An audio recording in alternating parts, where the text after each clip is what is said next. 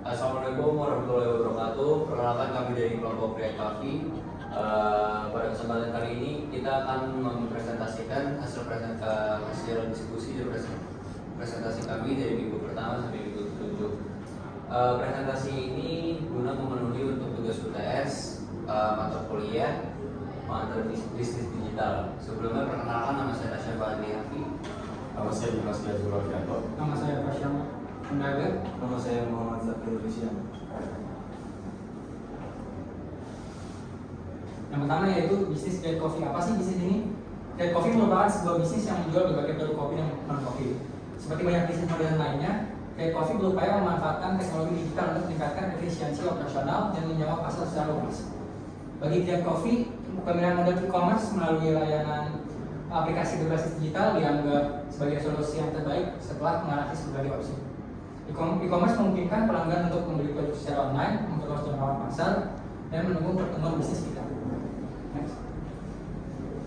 Oke, mengapa e-commerce? Yang pertama, aksesnya itu lebih fleksibel. Konsumen dapat membeli produk kapan saja dan di mana saja melalui aplikasi. Yang kedua, jangkauan pasar lebih luas. Hal ini memungkinkan Create Coffee menjangkau pelanggan tidak hanya secara lokal, tapi juga nasional atau bahkan global. Yang ketiga, pengalaman pelanggan. Layanan aplikasi dapat memberikan pengalaman pengguna yang lebih personal, seperti fitur rekomendasi produk dan opsi pembayaran yang beragam. Dan yang terakhir ini operasional 24/7, berarti toko online ini dapat beroperasi sepanjang waktu sehingga memungkinkan pelanggan untuk berbelanja kapan saja. Ini meningkatkan potensi penjualan karena bisnis tidak terbatas oleh jam operasional seperti toko fisik. Oke, selanjutnya itu keuntungan e-commerce untuk Create Coffee. Yang pertama ada efisiensi operasional, yaitu mengurangi biaya operasional seperti sewa tempat fisik yang besar. Yang kedua, data dan analisis. Kita dapat menggunakan data dan perilaku konsumen untuk mengoptimalkan strategi pemasaran. Yang ketiga, integrasi dengan media sosial. E-commerce dapat terhubung dengan platform media sosial untuk meningkatkan promosi dan interaksi langsung. Lalu selanjutnya ada strategi pengembangan aplikasi Create Coffee. Lalu ini ada rencana yang dibuat oleh perusahaan untuk mencapai pertumbuhan, meningkatkan daya saing dan memperluas pangsa pasar. Yang pertama ada desain user friendly, tampilan aplikasi yang mudah dinavigasi, responsif dan mobile friendly untuk memaksimalkan pengalaman pelanggan. Lalu yang kedua ada keamanan dan kepercayaan, integrasi sistem pembayaran yang aman dan kebijakan privasi yang transparan. Lalu yang ketiga ada promosi dan pemasaran digital seperti iklan digital dan promosi media sosial untuk menarik lebih banyak traffic ke aplikasi kami. Oke, yang selanjutnya itu tiga lingkungan pemasaran digital. Yang pertama media. Lingkungan media mencakup semua platform dan saluran digital yang digunakan untuk mempromosikan bisnis. Dalam hal ini, Create Coffee dapat memanfaatkan berbagai media seperti sosial media, terus aplikasi, dan juga email marketing. Selanjutnya konsumen. Lingkungan konsumen terdiri dari target audiens bisnis kita. Dalam kasus bisnis kita yaitu Create Coffee, konsumen utama kemungkinan adalah milenial dan Gen Z yang menyukai minuman siap saji khususnya kopi. Yang kedua, konsumen yang sibuk dan mengenai kenyamanan membeli kopi dalam bentuk botol dan siap minum. Yang ketiga, penggemar kopi specialty atau minuman dengan bahan-bahan alami dan organik. Yang terakhir ada kompetitor. Lingkungan kompetitor mengacu pada pesaing di pasar yang menjual produk serupa.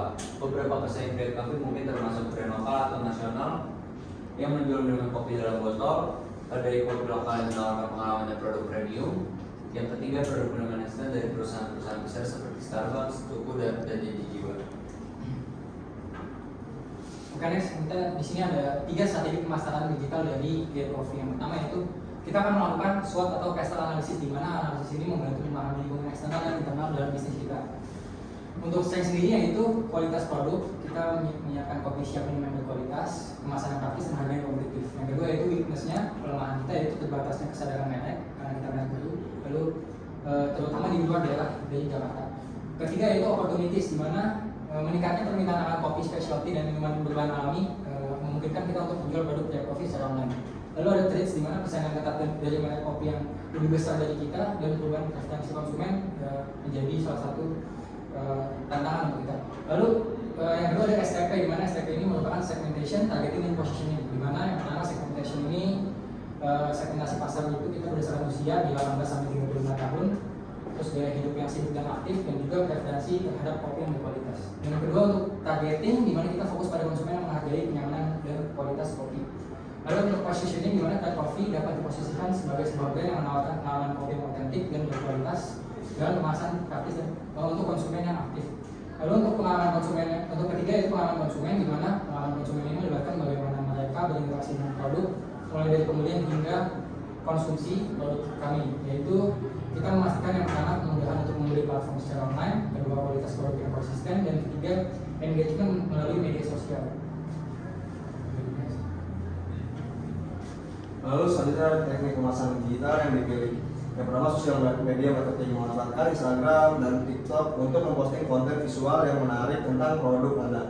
Lalu testimoni pelanggan serta promosi. Anda juga bisa bekerja sama dengan influencer di dunia kopi atau gaya hidup untuk memperluas jangkauan. Lalu yang kedua ada search engine optimization atau SEO, mengoptimalkan website agar lebih mudah ditemukan di pencarian Google. Ini bisa dilakukan dengan membuat konten yang berfokus pada kata kunci seperti kopi botol premium atau minuman kopi siap minum. Oke, selanjutnya kita akan masuk ke materi perlindungan dari serangan cyber seperti phishing dan malware. Yang pertama yaitu dengan implementasi sistem keamanan berlapis atau multi-factor authentication atau MFA, di mana MFA ini adalah metode yang meminta pengguna untuk memberikan 2 atau lebih bukti identitas sebelum mengakses sistem kami. Di mana hal ini dapat melindungi data startup kami dari serangan phishing dengan meningkatkan verifikasi pengguna. Yang kedua yaitu penggunaan perangkat lunak anti malware, di mana hal ini memastikan setiap perangkat dalam sistem memiliki antivirus dan anti malware. Hal ini sangat penting untuk mengidentifikasi dan menghapus malware atau ancaman sebelum dapat merusak jaringan atau mencuri data pengguna kami. Lalu selanjutnya peran karyawan dalam keamanan digital. Karyawan adalah garis pertahanan pertama dalam menghadapi ancaman cyber, sehingga pemahaman mereka tentang keamanan sangat penting. Lalu strategi untuk meningkatkan kesadaran. Kami akan menyelenggarakan pelatihan wajib bagi karyawan yang mencakup topik seperti penanganan email phishing, praktik keamanan tersangka yang kuat, dan tindakan pencegahan ketika bekerja dari jarak jauh. Oke, selanjutnya itu ada kepatuhan terhadap regulasi perlindungan data. Kami akan membantu TU perlindungan data pribadi di Indonesia dengan langkah-langkah sebagai berikut. Yang pertama ada mengadakan audit keamanan berkala untuk memastikan bahwa sistem dan praktik kami sesuai dengan regulasi yang berlaku. Kedua, memberikan penjelasan transparan tentang bagaimana data mereka digunakan dan diberikan opsi untuk membeli atau menaruh kemudahan tertentu. Kami juga akan memastikan adanya sistem penghapusan data jika diminta. Oke, selanjutnya dampak potensial pelanggaran data. Pelanggaran data dapat menghancurkan kepercayaan konsumen dan menyebabkan kerugian finansial yang besar. Contoh kasus nyatanya ini pada tahun 2017, Equifax, perusahaan pemeringkat kredit, mengalami kebocoran data yang memengaruhi 140 juta pengguna. Akibatnya kepercayaan publik ini menurun drastis, menyebabkan tuntutan hukuman besar-besaran dan kerugian perusahaan mencapai ratusan juta dolar. Nah, dampak yang dapat terjadi pada Thread Coffee ini, yang pertama penurunan kepercayaan kepada pelanggan, yang kedua tuntutan hukum yang dapat merugikan secara finansial, ketiga gangguan pada operasional harian, termasuk pemulihan sistem dan investigasi, yang keempat potensi denda karena melanggar regulasi perlindungan data. Dengan ini, diskusi kami tentang keamanan dan privasi data di Thread Coffee telah mencakup langkah-langkah penting yang dapat kami ambil untuk melindungi startup dan menjaga kepercayaan para pelanggan.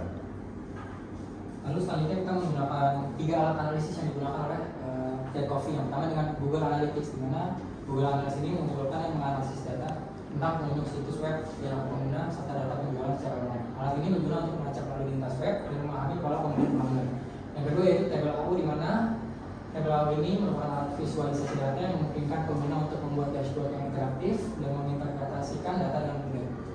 Lalu ada Microsoft Power BI, di mana Microsoft Power BI ini merupakan alat bisnis intelijen atau BI yang memungkinkan integrasi berbagai sumber data serta menghasilkan laporan dan analisis interaktif, di mana Power BI ini dapat digunakan untuk melacak data keuangan, operasional kami, dan performa penjualan dalam satu platform. Oke, selanjutnya itu penggunaan teknik machine learning atau ML dalam Thread Coffee. Contoh penerapannya itu startup kami dapat menggunakan machine learning untuk melakukan forecasting penjualan. Dengan menganalisis data historis penjualan, algoritma machine learning dapat memprediksi tren permintaan produk tertentu di masa depan. Hal ini memungkinkan kami untuk mengoptimalkan inventaris dan menghindari kehabisan stok atau kelebihan stok.